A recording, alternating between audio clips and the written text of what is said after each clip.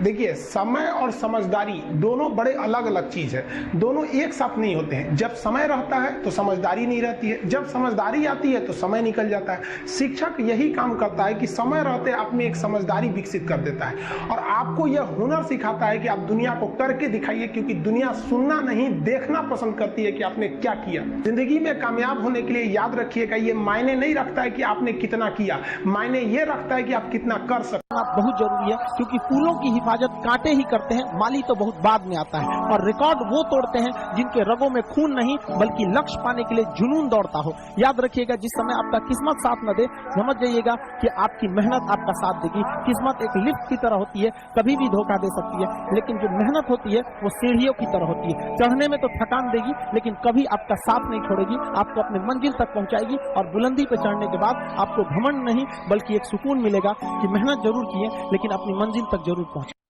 को चीरते हुए जब नदी निकलती है ना, तो कभी नहीं पूछती है कि समुद्र अभी कितना दूर है।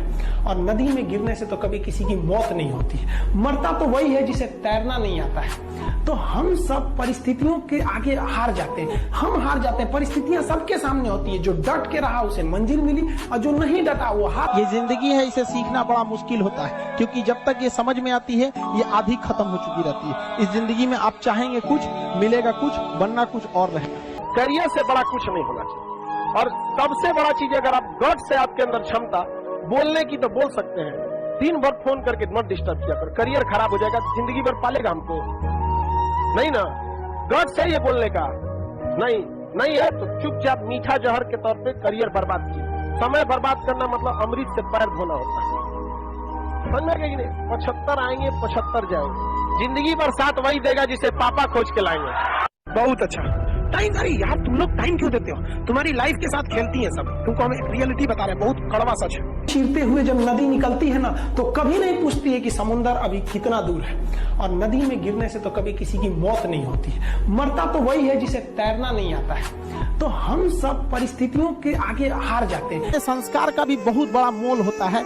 आप अपने विचारों से स्वतंत्र रहिए, लेकिन संस्कारों से बंधे रहिए। कभी भी अहंकार मत रखिए, क्योंकि आप कितनी भी बुलंदी पर क्यों न चले जाएं, लेकिन याद रखिएगा, आसमान में बैठने की जगह नहीं होती है। जो भी बुलंदी पे जाएगा उसको एक न एक दिन, आज नहीं तो कल, उसको वापस इस धरती पर आना है। इसलिए बुलंदी को देखकर बहुत जल्दी घमंड में नहीं आना चाहिए। और हमेशा याद रखिए, बड़े बुजुर्गों से मिलकर बैठना चाहिए, उनसे बातें करना चाहिए। बड़े नायाब होते हैं ये लोग, कुछ लम्हों में जिंदगी के तजुर्बे बता देते हैं।